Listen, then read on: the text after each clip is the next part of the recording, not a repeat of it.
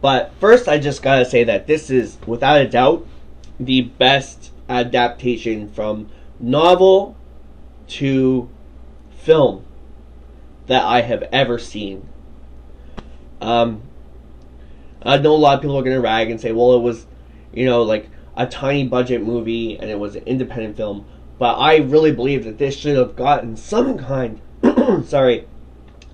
some kind of theatrical response, or maybe like a Cannes response, or something, because this is it's just really great filmmaking. Like, there's no way around it. You watch this and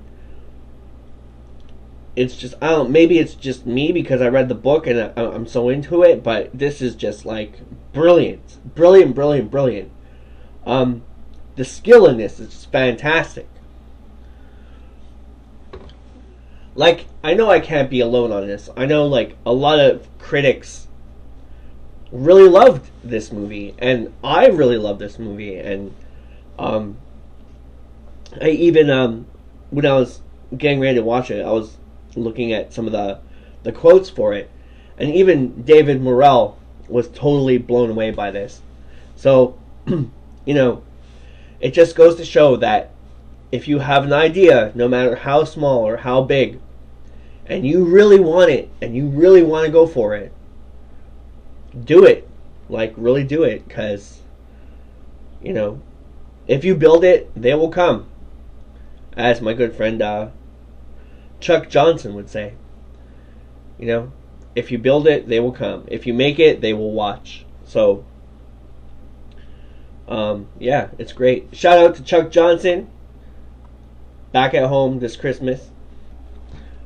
By the way, check out Chuck Johnson's awesome How to Defeat Dudes blog on YouTube. It's just phenomenal, and it's so easy. Like, he explains everything so easy, and it's really nice to have someone looking out for the little guy. So thank you, Chuck. Just a really great guy, and I'm wishing you all the best for the new year. Okay, so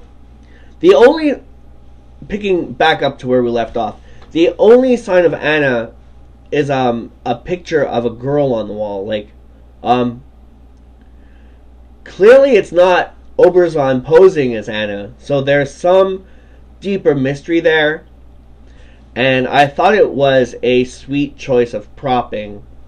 I'm gonna ask him about that, because that was pretty nice. That was pretty sweet. I love the return of the fridge freezer gas pump. That was great bit. You'll know what I mean when you see the movie. It's pretty cool. And it's nice because it symbolizes the 2 points in time from where he last started as not under duress to the point of return at the same place where he's ready to fuck that town in the ass. So it's an amazing little bit. Really, really clever. Now the climactic fall of town, like the battle scene sequence, it's pretty quick, but it feels perfect here. It kind of shows how quick things can turn around and go wrong. For Teasel's men, I mean, like the authorities and the state police and everything involved. In the book, it's a little bit dragged out. But he really pulls it off here in a way that's quick, to the point, moves the story straight forward, and really brings you along for the ride, and kind of captures the chaos, as if it were, in figurative speeches, as Rome burns, like, end quotation. He sold it. So even though it's pretty quick, I must say it was really, really well executed, and it was really enjoyable to be a part of taking a look at. So it's good. It comes across perfect here, and we're easily lost in the the final scenes of the piece, because it's really, really well put together. I love the sepia, like the links between Teasel and Rambo's astral knowledge. It's nice, like it's greatness, because in the book there's a touch of that. I'm not gonna say telepathy or like part of the mental framework of the mind, of the electricity of the mind that connects us all as humans to each other. Like Morel in the novel doesn't really say it, but you can feel it. You can kind of see what he's trying to get at. And if I ever meet him, I'm definitely going to ask him about that, because I love that stuff and I find it fascinating. So Zachary really catches some great references to the book, and I'm really glad he picked up on that. That's a really cool thing. His great Rambo, bit. Sorry, I'm tongue-tied again. Yeah, so he catches some great references to the book with this great Rambo bit, and I didn't want that, like, and I love, like, Troutman's tears. That was an excellent addition here. Like, I really didn't want the movie to end, and that point when Troutman's teary, that was a nice addition too. That went beyond the novel, and I really thought it brought a lot of humanity to it, and it really brought a lot of sincerity, and it really helped to bring the story full circle. Troutman being removed, like a relative, like once removed, like, because Troutman's not, in this version of Troutman isn't the exact trainer of Rambo, but he trained the people who trained Rambo. So to see his sadness, lament in that scene, you can tell that for his character, it took a big person to cry. You're used to seeing death on every level, and you have to watch as this perfect creation, not exactly your own, but stemmed down and birthed from your works. And it was just sad. It was just sad to see Troutman do what he had to do. Again, I won't spoil anything, but if you see the movie or read the book or check out the book review, the cut shell montage is perfect, and the credit scene is fascinating, takes it way, way, way beyond what I thought, and was the perfect ending for this movie.